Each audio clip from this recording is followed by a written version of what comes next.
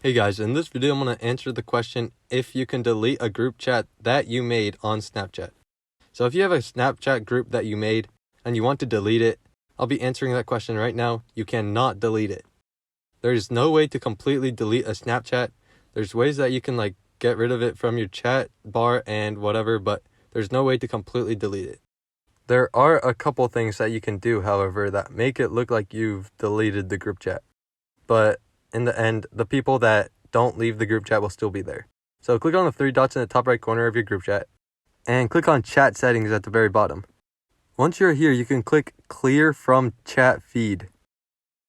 And when you do that, that'll clear the chat. So you can click that and that'll get rid of all the previous chats. And then after that, you can just leave the group by clicking on the three dots in the top right corner and then clicking leave group.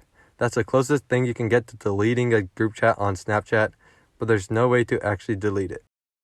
So yeah, I hope this video was helpful. If it was, I'd really appreciate a like and subscribe. Leave any questions you have in the comment section below. I'll do my best to answer it, and I will see you guys next time.